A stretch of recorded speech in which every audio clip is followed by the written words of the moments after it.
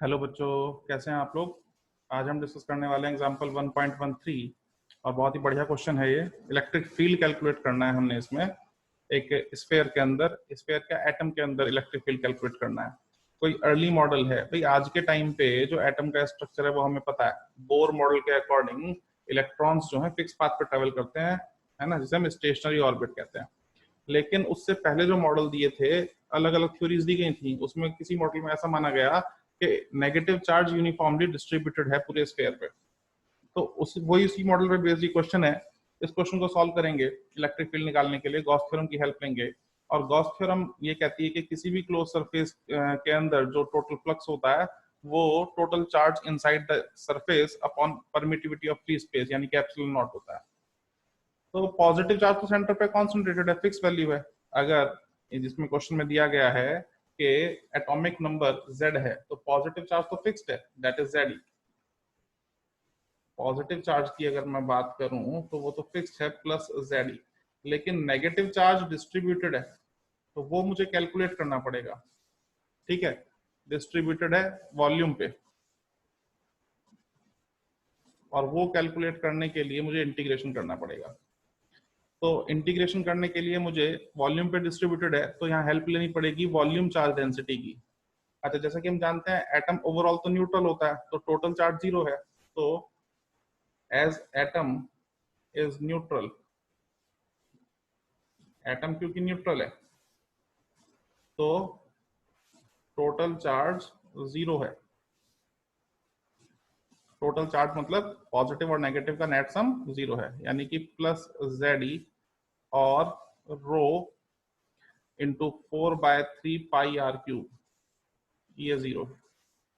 अच्छा, ये मैंने क्यों लिया भाई, क्योंकि मुझे नहीं पता कि कैसे डिस्ट्रीब्यूटेड है। वॉल्यूम पे डिस्ट्रीब्यूटेड है तो मैंने उसकी वैल्यू पता करने के लिए चार्ज की सर वॉल्यूम चार्ज डेंसिटी को रो मान लिया, और वॉल्यूम चार्ज डेंसिटी को जब वॉल्यूम से मल्टीप्लाई करते हैं तो मिलता है नेगेटिव चार्ज या किसी भी बॉडी का चार्ज। तो यहाँ पे रो की वैल्यू निकालेंगे, रो इंटू 4/3 πr³ ये हो गया -Ze के इक्वल, और रो की वैल्यू आ गई -3Ze अपॉन 4πr³।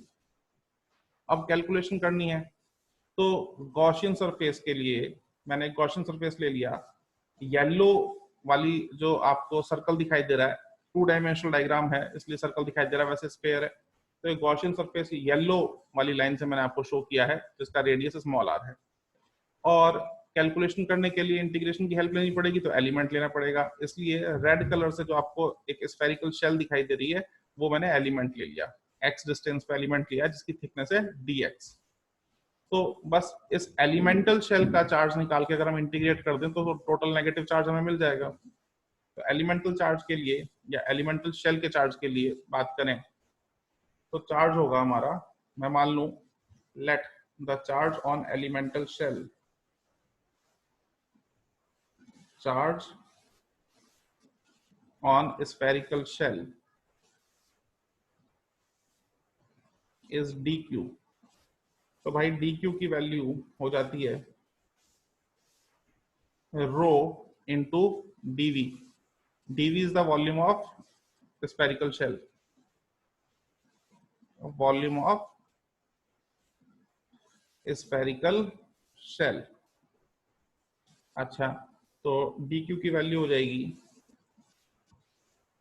रो यानी कि 3, मैग्नीट्यूड ले रहे हैं सिर्फ, 4πr³, और dv मतलब शेल की वॉल्यूम, शेल का volume surface area into thickness यानी कि 4πx² इंटू dx, ये आ गया।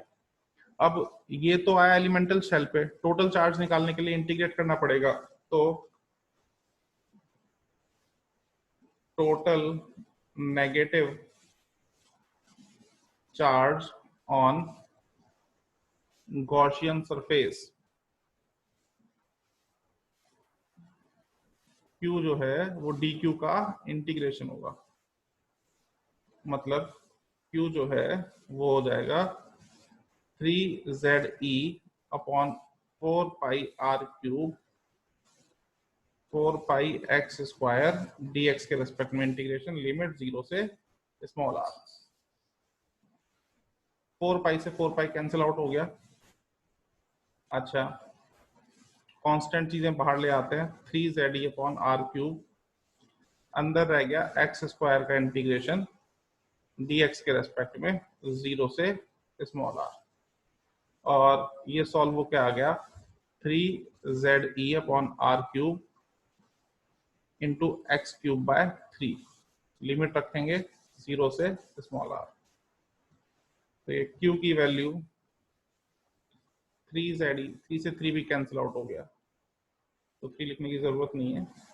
ये ze/r³ ब्रैकेट में r³ माइनस 0 का क्यूब, यानी कि ze small r³ upon capital R³, ये नेगेटिव चार्ज आ गया। अच्छा, तो टोटल चार्ज मिल गया हमें, टोटल चार्ज यानी कि positive charge plus negative charge, यानी कि पॉजिटिव तो Ze था और नेगेटिव हो गया Ze small r³ upon capital R³। This is the total charge. Ze common भी ले सकते हैं इसमें से, तो अंदर बच जाएगा 1 minus small r³ upon capital R³। अब अप्लाई करेंगे Gauss theorem. A part, using Gauss theorem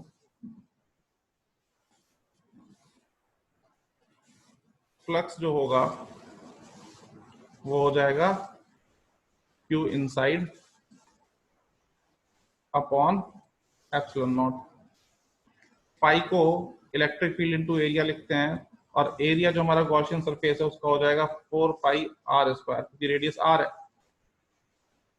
और 1 अपॉन एप्सिलॉन नॉट। चार्ज आया हमारा Ze 1 minus r³ upon capital R³। अच्छा, ये 4 पाई r स्क्वायर इधर डिवाइड में ले आते हैं, तो इलेक्ट्रिक फील्ड हो गया वो ये Ze upon 4 pi epsilon not into r square, 1 upon 1 minus small r square upon capital R³। r square को अंदर ले जाते हैं,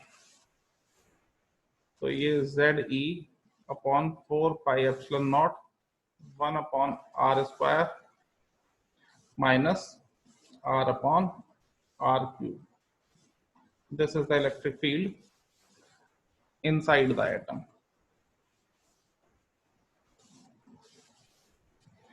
अच्छा, सेकंड पार्ट में निकालना है आउटसाइड। तो जब आउटसाइड कर देंगे तो r की वैल्यू कैपिटल R के इक्वल हो जाएगी। आउटसाइड द एटम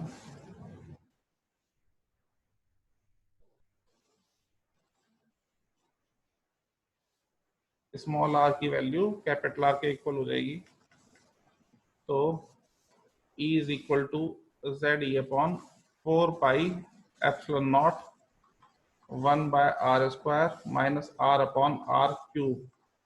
ये भी सॉल्व होकर r स्क्वायर ही रह जाएगा, तो ये आ गया 0। अच्छा, वैसे भी कर सकते हैं भाई, एटम एज ए होल तो न्यूट्रल है ना, न्यूट्रल है तो टोटल चार्ज 0 है, net charge inside the atom is 0।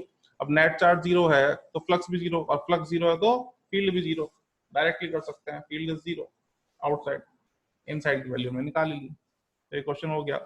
Students, अगर आपको ये क्वेश्चन समझ में आया है तो प्लीज वीडियो को लाइक, शेयर और सब्सक्राइब करना ना भूलें।